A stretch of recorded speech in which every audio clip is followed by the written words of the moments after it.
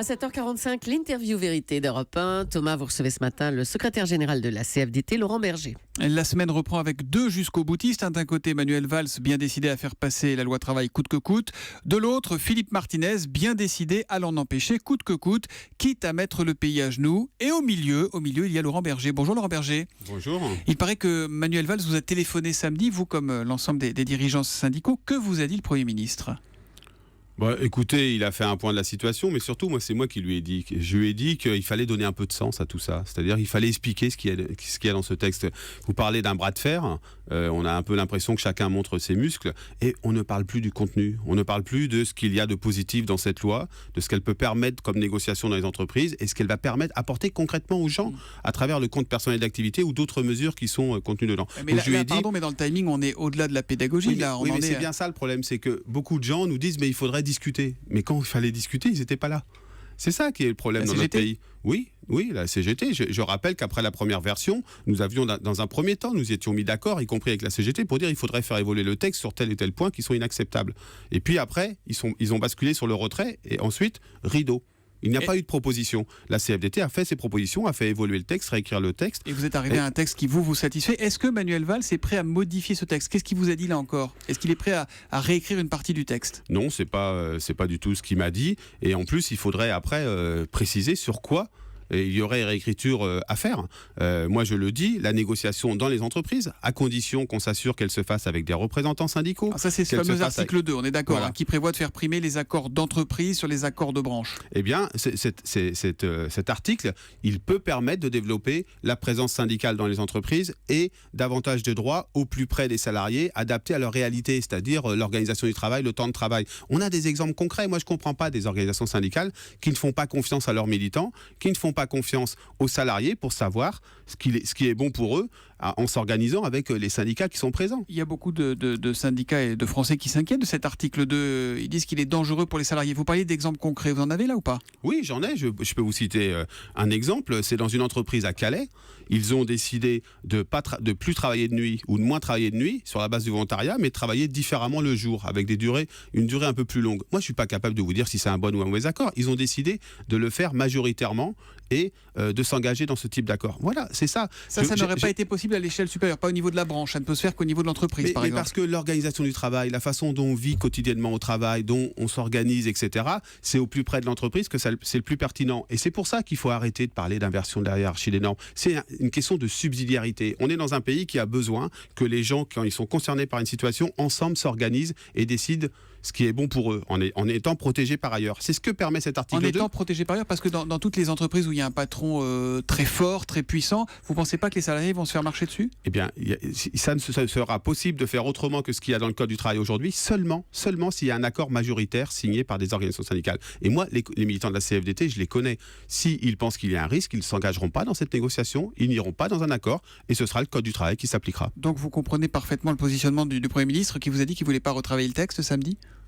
En tout cas, je pense qu'il fallait avoir cette discussion-là en amont. Maintenant, le texte est stabilisé. Je pense que le texte, il est satisfaisant parce qu'il répond à des équilibres. Pourquoi ? Parce que la CFDT a pesé avec d'autres organisations syndicales pour faire évoluer ce texte.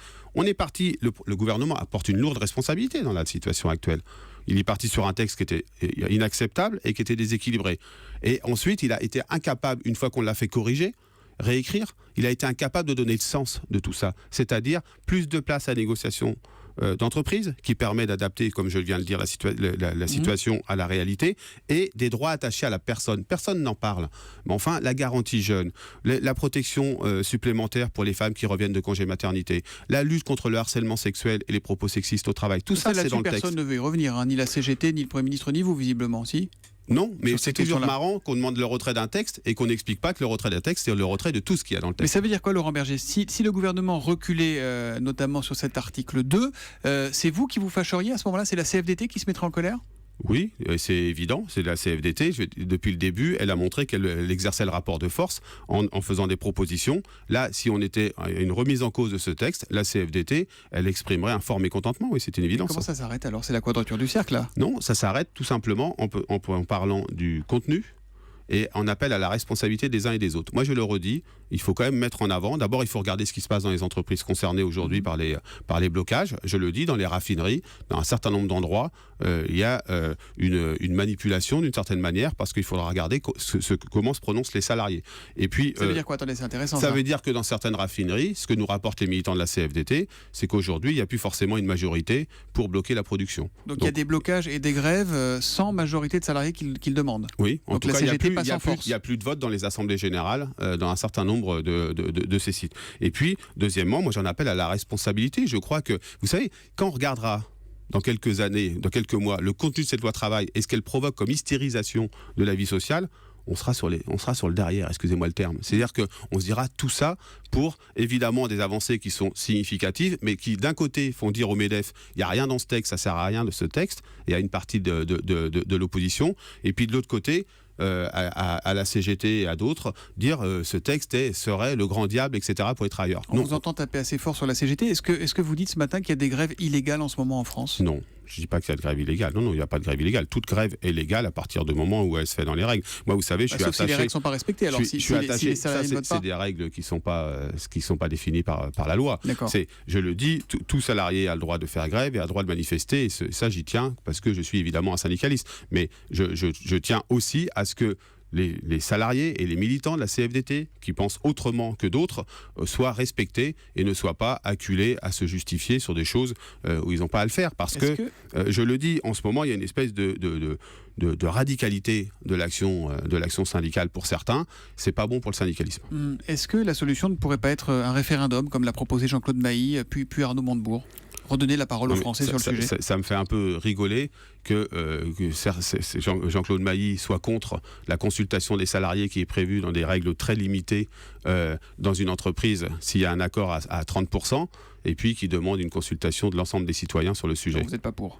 Non, et puis en plus, vous savez, les référendums, on sait exactement qu'on ne répond jamais aux questions. On répond à côté de la question, c'est en général la réponse est non, quelle que soit la question posée. Dernière question, vous en voulez plus à Manuel Valls ou à la CGT aujourd'hui? Au gouvernement ou à la CGT? Vous savez, j'essaye, dans le bazar ambiant, j'essaye d'en vouloir à personne trouver les solutions. Mais je pense qu'il y a une part de responsabilité partagée, mais je crois quand même que l'image qui est donnée du syndicalisme aujourd'hui n'est pas le syndicalisme du XXIe siècle. Merci Laurent Berger d'être venu ce matin sur Europe 1, secrétaire général de la CFDT. Merci, bonne journée. Merci.